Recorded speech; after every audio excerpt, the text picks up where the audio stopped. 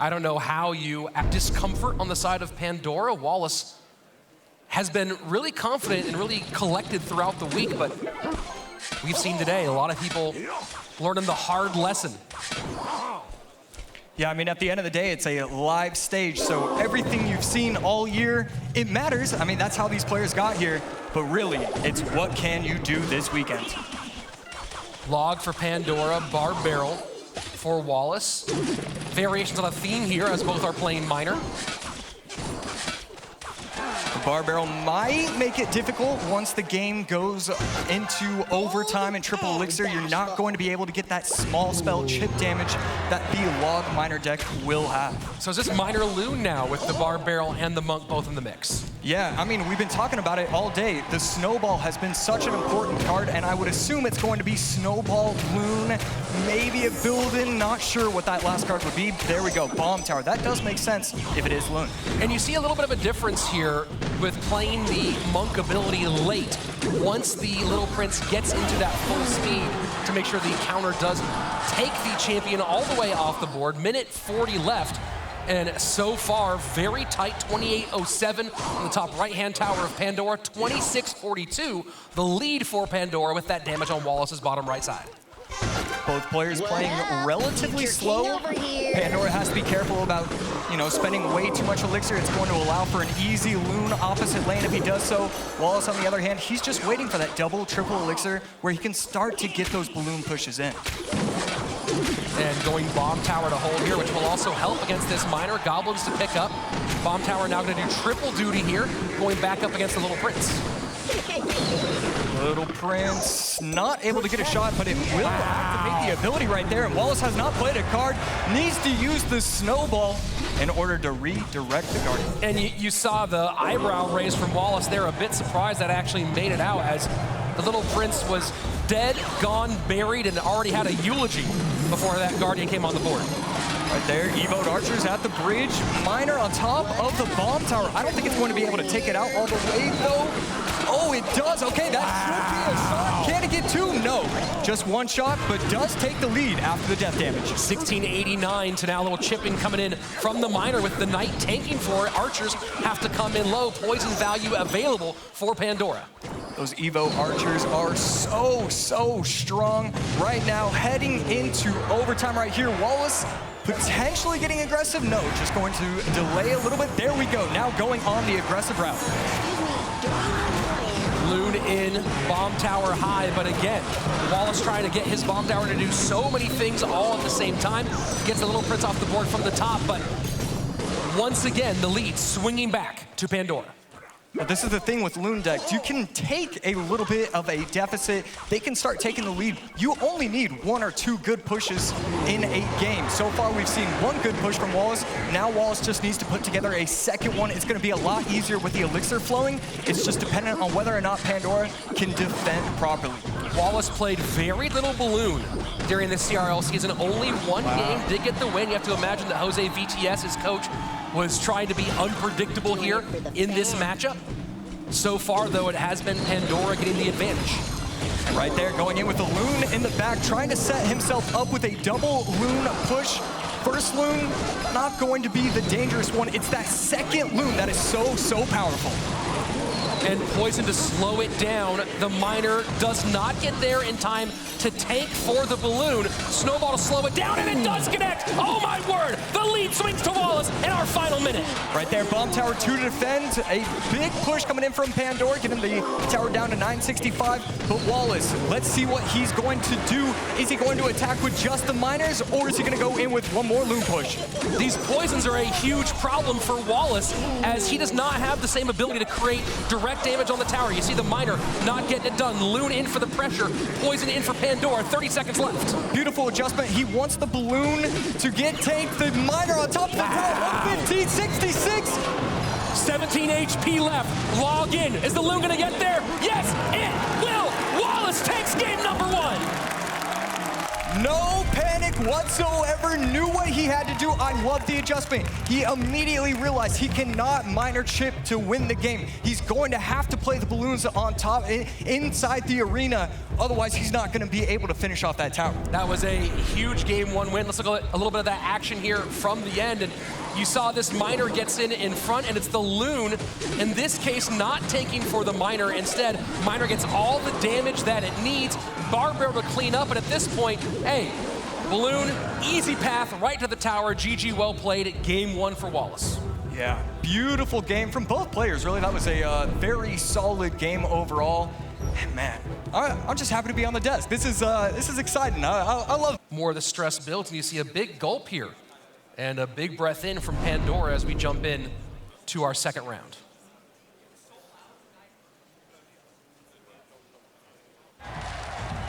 And the only action so far, some confetti. And are we going to have our very first World Final Staring Contest, Josh? You'd like to see that. I like all types of contests, and you have to imagine if they're going to be competing in this, they're going to be competing at the highest level in everything they do. Well, there we go. Finally getting in to a little bit of something. Bar Barrel Archers. Did Pandora just go copy deck? Nope, Tombstone comes out. Wallace splitting barbs in the back. We're not going to see E-Golem, right? You wouldn't think that we're going to see that on this stage. That would be wild, and looking like Sparky here is probably the more likely pick as it comes out. Right at that moment, Bowler for the Evolved Barbarians will be nice, and the Electro Giant aggressive in the opposite lane. Barbs out of cycle, wow. And he has to use a pump to pull the Electro Giant. Will it get away in time? The Lightning takes everything off the board. That's going to be a lot of early damage for Pandora. And no pump in cycle, so that way Pandora can get aggressive right here, getting the tower all the way down to 1958. A very strong opening push from Pandora. You have to be so careful. You've used your Barbs and your Sparky. Those are the two tank-destroying cards. I'm not sure if he should have tried anything else, maybe trying just waste the minions or something. Using those two cards right there in succession, a huge mistake for him. And Sparky's up as we get closer to double elixir time. Does not want to get caught in the same situation as he had last time, but pick your poison at this point, right? 21:59 left-hand side, 15:30 on the right-hand side. And Wallace, it's very possible that he would just ignore a push in the right-hand lane of the stage. Right here, going in, and there we go. We see the pump. I mean, this is how you play Sparky Goblin Giant Pump. You want to get slight pushes going in, make your opponent think that you're getting aggressive, but really you're just trying to get those elixir advantages and eventually be able to overwhelm. And that was a nice fireball there to clear off the Evolved Archers as the Goblin Giant sets up one more time to the left-hand side. And we're not seeing any play being made on that pump, not wanting to use the Lightning all the way back there without extra value. And right there, Pandora, I mean, he has a huge lead, but you can see him kind of flinch once he played that Sparky in the back. He has such a big lead, but it looks like Wallace just has the advantage. The elixir is flowing for him. Evo Barbs with the raged up Goblin Giant, raged up Sparky, just spamming right now. Is Wallace on the right-hand side, but he's not gonna get a ton out of this. Into the tower all the way down to 23:04, but nothing more. Wallace just going to set up with another pump. Again, exactly what you want to do when you're playing these Sparky pump decks. Barbs in cycle this time. Fireball does not get the Archer to see Wallace shake his head. That was not what he was hoping for. And now the NATO clears, and this should be enough to get this tower all the way down. Pandora takes game number 2. Oh my goodness, misses the fireball. Oh, you hate to see that. But right there, Pandora, brilliant stuff. He doesn't just see the missed fireball and think, okay, you know, I can reset. He recognizes too much elixir is out of the way. I have to go all in. Great prediction, NATO, to make sure that the Spear Goblins are going to be pushed inside, and that way the tower is going to go down. Well, and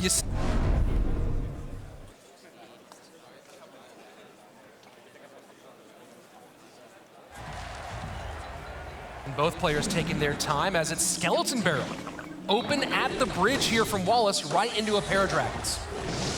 We saw a lot of players having fun with the skeleton barrel, the clones, the expos. I don't think that we're gonna see it in this game. Looks like double bait most likely here from Wallace. We'll see if he goes into a Mega Knight direction as he goes Spears left-hand lane. Lumberjack at the bridge to pick up that Dark Goblin. And right there, you don't have the miner anymore, so you can't get that constant chip damage with that, but that's why he chose to do skeleton barrel. He's always going to be able to get to the tower with that. Well, not always, but usually. So, of course, we talked about Wallace playing some bridge spam earlier. Different look on bridge spam here out of Pandora as he's going with recruits, the lava hand, the lumberjack, and our ram rider.